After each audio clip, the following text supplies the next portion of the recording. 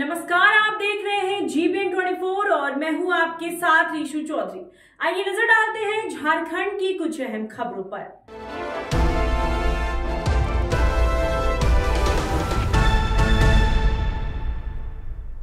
चंपई सोरेन की नई सरकार को आज विधानसभा में बहुमत साबित करना है।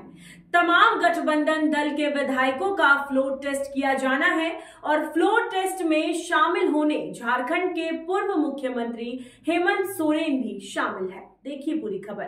वहीं इस कड़ी सुरक्षा के बीच ईडी के अधिकारी हेमंत सोरेन को लेकर विधानसभा पहुंचे। इस दरमियान हेमंत सोरेन ने पहले के ही अंदाज से गर्मजोशी के साथ लोगों का अभिवादन किया।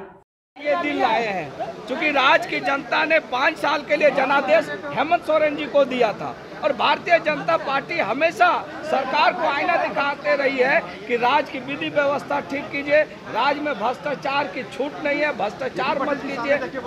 चंपई जी से आपका व्यक्तिगत संबंध और पुराना संबंध है, क्या सलाह देंगे आप उनको? देखिए पांडे जी, राजनीति में कोई दोस्त और दुश्मन नहीं होता है। चंपई जी के साथ मुझे काम करने का मौका मिला है। हेमंत जी के मंत्रिमंडल में हम दोनों मंत्री थे। हमारे पिताजी के साथ चंपई जी काम किए हैं संगठन में। निश्चित रूप से चंपई जी से व्यक्तिगत संबंध में रहा है। ऐसा सुझाव क्या देंगे उनको? हम तो कहेंगे कि जो पिछला बार अभी जो घटना सामने आई है, जिस तरह से कुछ सलाहकार कुछ लोगों ने मिलकर हेमंत जी को जेल भेजवाने का काम किया है, वैसे लोगों से चंपई जी दूर रहें। और ये नाराज कुछ नाराज नहीं है। ये पता चल रहा था कि चंपई सोरेन को बनाया गया तो कहीं परिवार में थोड़ी सी नाराजगी है। कुछ भी नहीं, ऐसे कोई बात नहीं है। चलिए ठीक है, सब कुछ ठीक। आपको मंत्री बना रहे हो? अरे वो बात की बात है, वो पार्टी प्रमुख तय करेंगे किसको क्या होना है नहीं होना है। ठीक है, फिलहाल आपकी मांग क्या थी, आप क्या चाहते थे? देखिए, हमारी पहले सरकार बन जाए, हम लोग बहुमत साबित कर ले, फ्लोर पर गुरु जी के पास हम गए थे और क्योंकि शिष्टाचार भेंट करने के लिए हमारा जरूरी भी था और हम गुरु जी से मिले, हाल-चाल बात किए और फिर एक गिलास सत्तू भी पिए और इसके बाद पूछे कि कैसे है, ठीक है। लोबिंदा नीतीश कुमार सर बार बोले आप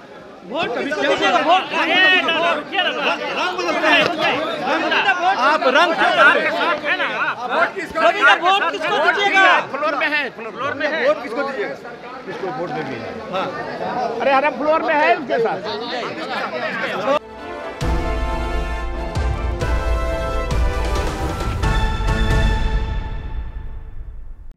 झारखंड उच्च न्यायालय परिसर में आज शपथ ग्रहण समारोह का आयोजन किया गया। झारखंड उच्च न्यायालय के acting chief justice S Chandrashekhar ने अरुण कुमार राय को झारखंड हाईकोर्ट के न्यायाधीश के रूप में शपथ दिलाया। देखिए पूरी खबर। शपथ ग्रहण समारोह के बाद acting chief justice S Chandrashekhar ने अरुण कुमार राय को पद संभालने के साथ बधाई दी। इस मौके पर झारखंड उच्च न्यायालय के अन्य न्यायाधीश गण, वरीय अधिवक्ता और रांची के वरीय अधिकारियों ने न्यायाधीश अरुण कुमार राय को बधाई दी। मौके पर न्यायाधीश अरुण कुमार राय की पत्नी, बेटी और मां समेत परिवार के कई सदस्यगण उपस्थित थे। शपथ ग्रहण समारोह के बाद परिवार के सदस्यों ने प्रसन्नता व्यक्त की। परिजनों ने कहा कि यह पल उनके लिए बहुत ही गर्व करने का है। सच्ची मेहनत और लगन में उन्हें आज इस मुकाम तक पहुंचा है। आने वाले समय में वे और अधिक ऊंचाइयों को छुएंगे। क्या लग रहा है कि अब और मकाम ऊपर जाना है? बिल्कुल, शुरू से ही मेरा भाई बहुत ब्राइट था। उसने पटना साइंस कॉलेज से पढ़ाई करी, फिर दिल्ली से उसने लॉ की डिग्री लिया और शुरू से ही ब्राइट था, ब्रिलियंट था। तो ये तो हमें उम्मीद थी, 100% उम्मीद थी सर। और अभी हमारी प्रार्थना है कि वो और इससे ऊपर जाए। जी, नाम एक बार फिर से। मेरा नाम सविता राय। माता जी का नाम एक बार बताएं। मेरी माँ का नाम उमा राय, श्रीमती उमा राय। माँ, कैसा लग रहा है आपको यहाँ बेटा को देख के? यहाँ पर बहुत अच्छा लग रहा है बेटा। जो माँ की इच्छा थी मुराद भगवान ने पूरा कर दी। इसी से सभी के बच्चों को भगवान पूरा करते रहे, सबका भला होता रहे। हाँ। क्या लग रहा है कि बेटा और ऊपर जाएंगे? और ऊपर जाएंगे, दुआ कर रहे हैं, प्रार्थना कर रहे हैं? नहीं, प्रार्थना मत। देखिए बेटा, भगवान से आप कुछ मांगिए मत, समझे ना? भगवान से मांगिए मत, बस वो खुद समझ जाते हैं कि कौन किसको किस चीज़ की ज़रूरत, किनको किस चीज़ की ज़रूरत है। और मतलब कि जैसे हमारे 2 बच्चे हैं, तो एक बच्चा कहता है ईद ईद ऊद ऊद ईद, चिड़चिड़ा कर देता है, और दूसरा बच्चा जो होता है वो चुप रहता है। तो माँ का ध्यान उस चुप रहता है। दिन कैसा रहा? बहुत अच्छा था, बहुत प्राउड फील हो रहा है कि पापा आज यहाँ पहुँच गए हैं अपनी मेहनत से, और काफ़ी इंस्पायरिंग और मोटिवेटिंग है उन्हें देख के। पहली बार रांची आई हैं मैम आप? जी नहीं, पापा की यहाँ पोस्टिंग थी तो मैं यहाँ उनके साथ रही हूँ। अभी मैं दिल्ली से आई हूँ स्पेशली ओथ सेरेमनी अटेंड करने। वापस जाना है? जी, thank you. Ishita Rai, thank you. इस मुकाम पर पहुंचेंगे उस तरह का होता है? बिल्कुल लगा था। मेरा भाई बहुत मेहनती है, बहुत मेहनत किया है उसने, और मेरे पापा माँ दोनों का बहुत ही आशीर्वाद है, सब लोगों का आशीर्वाद है उसके साथ। बहुत अच्छा लगा मेरे भाई के लिए। मुझे और ऊपर जाएंगे? बिल्कुल जाएंगे, अभी सुप्रीम कोर्ट के भी जज बनेंगे वो। बिल्कुल हम लोगों का आशीर्वाद है उनके साथ। बस मेरा संध्या चौधरी, मैं उनकी 2nd नंबर की सिस्टर हूँ।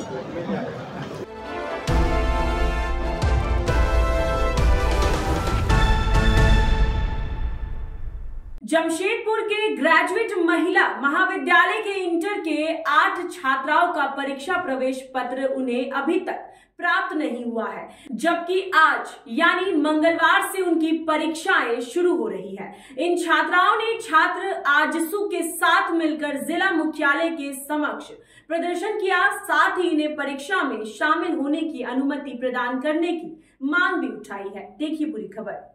बताया जाता है कि वे छात्राएं हैं जिन्होंने समय पर अपना फीस तथा तमाम दस्तावेज महाविद्यालय में जमा करवाया था, लेकिन महाविद्यालय के द्वारा इनके दस्तावेजों को विश्वविद्यालय के पोर्टल पर अपलोड नहीं किया गया, जिस कारण छात्राओं का परीक्षा प्रवेश पत्र निर्गत नहीं हुआ। ऐसे में इन छात्राओं के समक्ष विकट समस्या उत्पन्न हो गई है। इन्होंने जिले के उपायुक्त के समक्ष मांग उठाई है कि जिले के उपायुक्त इसमें हस्तक्षेप कर इन छात्राओं को परीक्षा में शामिल होने की अनुमति प्रदान करे। ग्रेजुएट महाविद्यालय की 8 छात्राओं का 12वीं का एडमिट कार्ड अभी तक जारी नहीं किया गया है। यह कारण जानने के लिए छात्राओं ने कॉलेज प्रबंधन से बात किया, तो उनके द्वारा यह कहा गया है कि आपका एडमिट कार्ड नहीं आया है, कारण कि कॉलेज के द्वारा उनका जो भी प्रपत्र है, जो डॉक्यूमेंट्स है, वो जैक के वेबसाइट पे अपलोड किया ही नहीं गया है। तो इसमें छात्रों की गलती क्या है? कल से इनका एग्जाम शुरू होना है और उनका एडमिट कार्ड अभी तक नहीं आया है, और महाविद्यालय प्रबंधन ने अपने दोनों हाथ खड़े कर दिए। जैक चेयरमैन से बात हुआ है, जैक सेक्रेटरी से बात हुआ है, कोई भी अपना खोलने का उपाय में वो लोग नहीं दिख रहे हैं अभी, और कोई सीधे मुँह बात नहीं कर रहे हैं। आखिर मजबूरी के कारण आज हम लोग जिला के मालिक उपायुक्त महोदय के पास में आए हैं, अपनी मांग, अपनी पीड़ा को दिखाने के लिए यहाँ पर आए हैं कि सर, बच्चों ने समय रहते हुए शुल्क भी जमा किया, आवेदन भी दिया, अपना डॉक्यूमेंट भी जमा किया, इसके बावजूद इन छात्राओं का 1 साल बर्बाद होने के कगार पे है। इसकी जिम्मेदारी कौन लेगी? आप क्षेत्र के गार्जियन हैं, हम आपसे आवेदन करने आए हैं कि सर, किसी भी कीमत पे अपने बच्चों को समझते हुए इनका एग्जाम जो कल से होने वाला है, उस एग्जाम में इनको बैठने का अवसर दिया जाए, और बाकी जो प्रक्रिया है वो बाद में किया जाए, लेकिन पहला प्राथमिकता हमारी ये है कि इन छात्राओं को एग्जाम में शामिल करने का अवसर दिया जाए। अगर ऐसा नहीं होता है तो निश्चित तौर पे महाविद्यालय प्रबंधन के खिलाफ हम लोग उग्र आंदोलन करेंगे, और महाविद्यालय कैंपस में ही हम लोग आने वाले समय में भूख हड़ताल पे बैठने का काम करेंगे। कॉलेज का है सर? ये ग्रेजुएट कॉलेज का मामला है, 8 छात्राओं का मामला है। 1400 बच्चों में से यही 8 छात्राओं का फॉर्म को कॉलेज ने अलग थलग कर दिया। क्या पता उनका फॉर्म कहाँ गुम कर दिया, यह जांच का विषय है। हम लोग का एडमिट कार्ड नहीं मिलता है तो हम लोग कॉलेज के आगे भूख हड़ताल पे बैठ जाएंगे कि हम लोग का एडमिट कार्ड नहीं मिलेगा तो नहीं चलेगा, हम लोग का 1 साल बर्बाद नहीं होने देंगे। हम लोग कितना मुश्किल से पढ़ने आते हैं। मेरा ये सवाल शिक्षा मंत्री और मुख्यमंत्री से है कि हम लोग किसके पास जाए एडमिट कार्ड के लिए? हम लोग जहाँ जा रहे, डीओ पास जा रहे, जहाँ जा रहे, हमारे यहाँ तक कि ग्रेजुएट कॉलेज के प्रिंसिपल भी हाथ खड़ा कर दिखो, कुछ नहीं कर पाएंगे। हम लोग कहाँ जाए? मुख्यमंत्री से मेरा सवाल है, शिक्षा मंत्री से सवाल है कि क्या कर रहे हैं, हम लोग कहाँ जाए? हम लोग को जिंदगी का सवाल है, भविष्य का सवाल है। हम लोग बहुत मुश्किल से पढ़ने आते हैं और ऐसा होगा हम लोग के साथ। जब हम लोग को कोई गलती भी नहीं है। प्रिंसिपल क्या बोला आपको? प्रिंसिपल बोल रही मैं इसमें कुछ नहीं कर सकती, मेरा गलती है पर मैं कुछ नहीं कर सकती, तुम लोग 1 साल बर्बाद होगा, हम लोग क्या करें। फॉर्म में कोई त्रुटि रह गई थी कि क्या हुआ? नहीं, हम लोग का फॉर्म में कोई त्रुटि नहीं था, हम लोग समय अनुसार शुल्क और फॉर्म दोनों जमा किए थे, उसका चालान स्लिप और सबूत है हम लोग के पास, फिर भी कॉलेज बोलता है कि मेरा गलती है, फिर भी हम कुछ नहीं कर सकते, तुम लोग 1 साल बर्बाद होगा। बताइए हम लोग कहाँ जाए, हम लोग DO पास भी गए, वो भी बोल रहे हम कुछ नहीं कर सकते। बताइए हम लोग मुख्यमंत्री क्या कर रहे हैं, बताइए हम लोग किससे कौन होगा, हम लोग को जवाब दे, कौन हम लोग को जवाब देगा कि हम लोग कहाँ जाए, क्या करें, बर्बाद होने दे। क्या नाम हुआ आपका? रिमझिम कुमारी।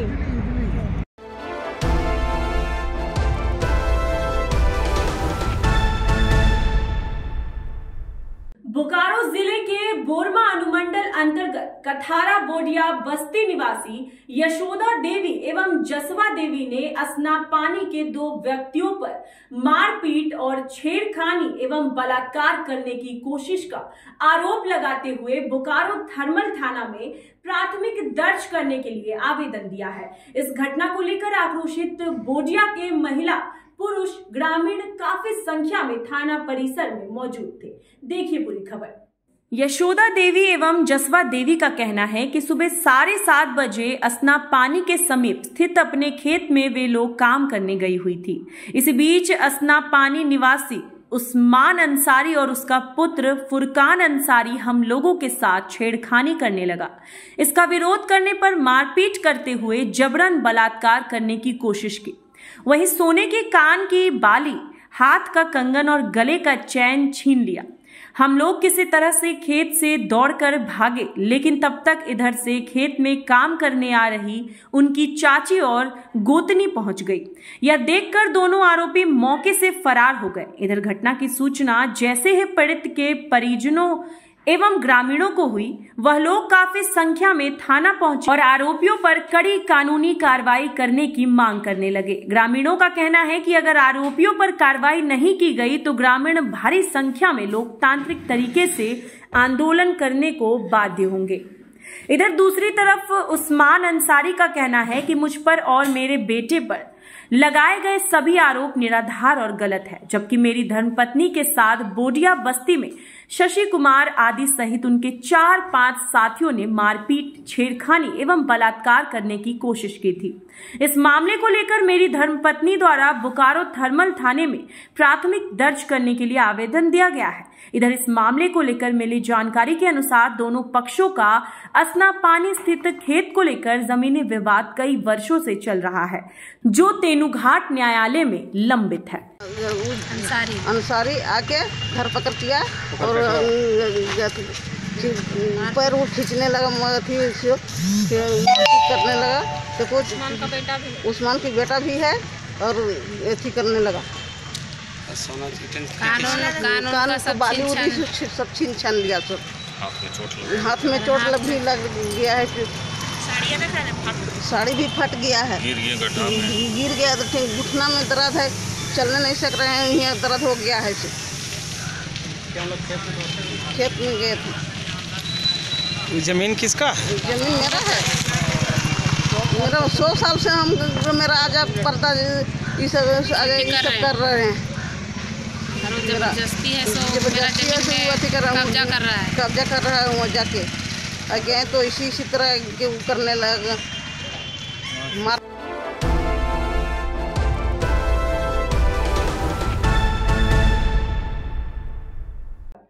अलकाडीहा के MOCP सेक्टर 2 में इस्कॉन धनबाद के द्वारा राम कथा का आयोजन किया गया, जिसमें आसपास के क्षेत्र के हजारों लोग श्रीपाद देव की नंदन दास जी के त्रिमुख से राम कथा सुनने पहुंचे। देखिए पूरी खबर। MOCP इस्कॉन के संदीप शास्त्री ने बताया कि देश पूरा राममय हो गया है, इसलिए सनातन धर्म को मानने वाले लोगों में राम कथा को लेकर ज्यादा उत्साह देखने को मिला। राम कथा के बाद सभी भक्तों के लिए प्रसाद वितरण किया गया। देवकी नंदन दास जी ने बताया कि राम को जानने की जरूरत है। भगवान राम त्याग, तपस्या और आत्मविश्वास का एक उदाहरण है। जिस तरह राम अयोध्या में थे तब तक वो सिर्फ राम कहलाए, लेकिन जब वन से लौटे तो पुरुषोत्तम भी राम श्री राम कहलाए। इसलिए हमें अपने जीवन में राम को उतारना है। हाँ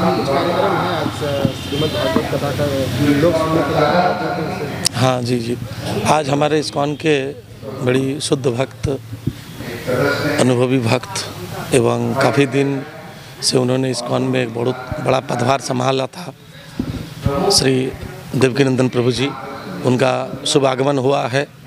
परम सौभाग्य की बात है ये हम अलगडिया मुकुंदा वालों के लिए कि ऐसे शुद्ध भक्त का दर्शन हुआ, वैष्णव का दर्शन हुआ।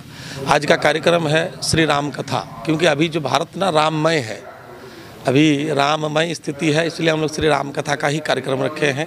और साथ ही आगत समस्त भक्तवृंदों के लिए श्री जगन्नाथ महाप्रसाद का भी व्यवस्था किया गया है।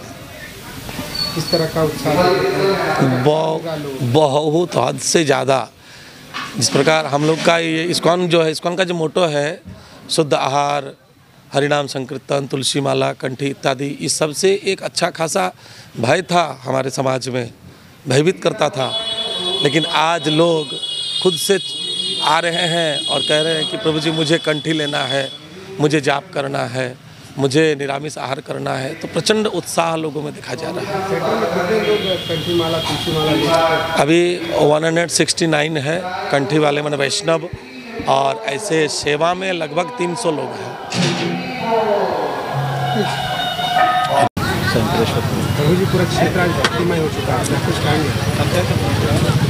इस्कॉन एक अंतर्राष्ट्रीय संस्था है और भगवान चैतन्य महाप्रभु आज से 500 साल पहले आए। उनकी भविष्यवाणी थी कि पृथ्वी ते आछे जौत नगरादि ग्राम सर्वत्र प्रचार हईवे मोर नाम। पृथ्वी पर जितने भी नगर और गांव है सब जगह कृष्ण भक्ति का प्रचार होगा। तो उसी भगवान चैतन्य महाप्रभु के इच्छा को पूरा करते हुए अब तक से हम लोगों ने शहरों में प्रचार प्रसार शुरू किया। पूरे विश्व में आज 1000 से ज़्यादा केंद्र है, चाहे अमेरिका हो, ऑस्ट्रेलिया हो, यूरोप हो, साउथ अफ्रीका हो, चाहे गल्फ कंट्री क्यों ना हो, चाहे रसिया हो। अब हम लोग गांव-गांव में जा रहे हैं। भारतवर्ष में भी करीब 600 केंद्र है जहाँ कृष्ण भक्ति का प्रचार हो रहा है। अब हम लोग जाना चाहते हैं प्रत्येक डिस्ट्रिक्ट हेडक्वार्टर, कमिश्नरी, ब्लॉक और उसके बाद गांव-गांव में। तो उसी क्रम में यहाँ पर ये प्रोग्राम चल रहा है। हम चाहते हैं कि लोग शांति से जीवन प्राप्त करें, शांति से जीवन यापन करें। सांसारिक वस्तुओं के लिए हाय हाय कर कर के कोई सुखी नहीं हो सकता है। भगवान गीता में कहे हैं कि दैवी ही ऐसा गुणमयी मम माया दुरतया। माया को पार करना बहुत कठिन है, लेकिन माँ में वो जे प्रबंधनते माया में ताम तरंती थे, जो मेरे शरण में आ जाते हैं माया से पार हो जाते हैं। तो हम लोगों से कह रहे हैं कि आपको जो करना है आप करते रहो, साथ में भगवान को जोड़ लो। यानी ये भगवान का जो नाम है, कलयुग में नाम ही एकमात्र आधार है।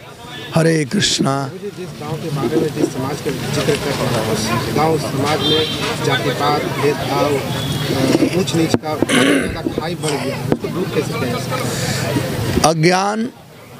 अज्ञानता के चलते ये सब हो रहा है, और अज्ञान दूर होता है ज्ञान के द्वारा।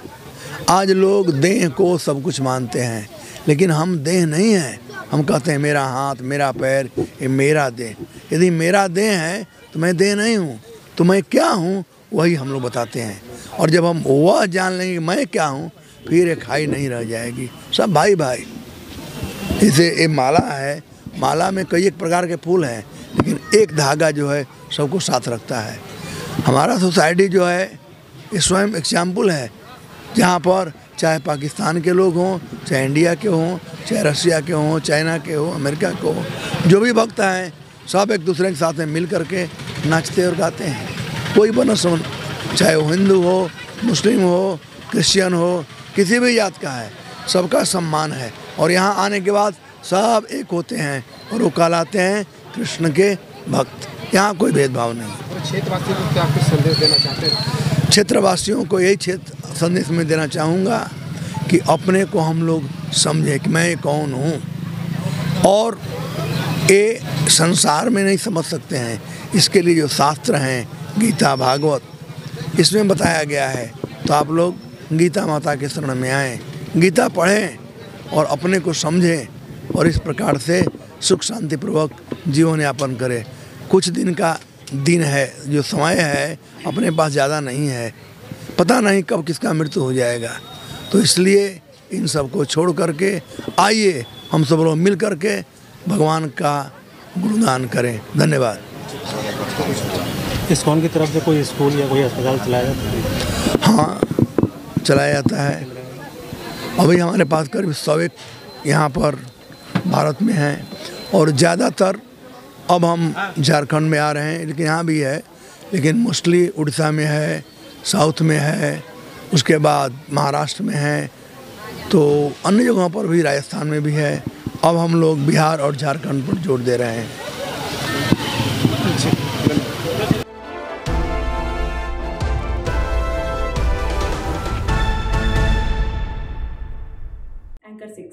बोकारो जिले के बोकारो थर्मल थाना क्षेत्र स्थित रेलवे गेट मुख्य सड़क अवस्थित 2 दुकानों में लगे लोहे का दरवाजा को तोड़कर अज्ञात चोरों ने लगभग 30,000 रुपए के सामान व नकदी की चोरी कर चलते बने।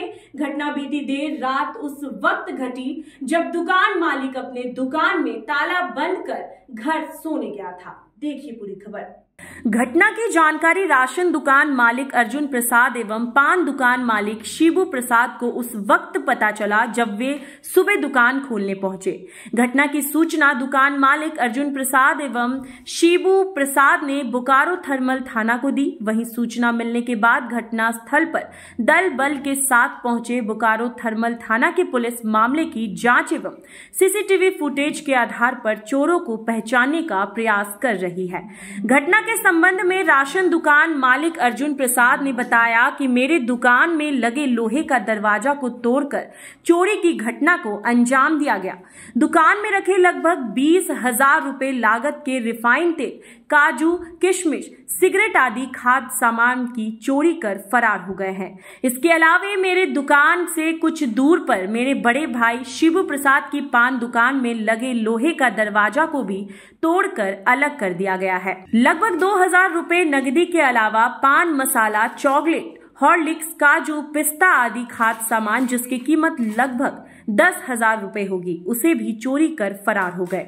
वहीं दुकानों में चोरी करते समय चोरों की तस्वीर सीसीटीवी कैमरे में कैद हो गई है, जिसे पुलिस ने जब्त कर लिया और चोरों की पहचान करने का प्रयास कर रही है। आपको बता दें, बोकारो थर्मल थाना प्रभारी रूपेंद्र कुमार राणा को हटाए जाने के बाद बोकारो थर्मल में चोरी की घटना बढ़ गई है।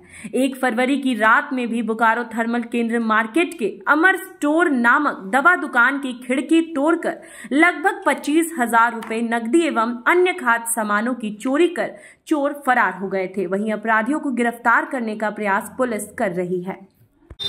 रात में हम लोग दुकान बंद करके गए हैं। अब देख रहे हैं कि सुबह आए दुकान खोलने तो देख रहे हैं दुकान खुला है, तोड़ा हुआ है ताला, कब्जा कबाड़ा हुआ है। कितना लगभग ले गया? 30-25 हज़ार का सामान ले गया, रिफाइन ले गया, हॉर्लिक्स ले गया, काजू किशमिश वगैरह था, ये सब ले गया। क्या नाम है तुम्हारा? मेरा अर्जुन प्रसाद नाम हुआ। और किसी का चोरी हुआ? और मेरा भाई का चोरी हुआ। उसका क्या ले गया? शिबू कुमार उसका हुआ ना, उसका भी दुकान में जो है सिगरेट वगैरह ये सब ले गया। उसका कितना लगभग? उसका भी 10,000 का लगभग सामान ले गया। नकदी भी था? नकदी सिक्का पैसा था कुछ 1,600 रुपया था। अभी के लिए बस इतना ही। झारखंड से जुड़ी ऐसे ही तमाम बड़ी खबरों को जानने के लिए आप बने रहिए हमारे साथ और देखते रहिए GMA24।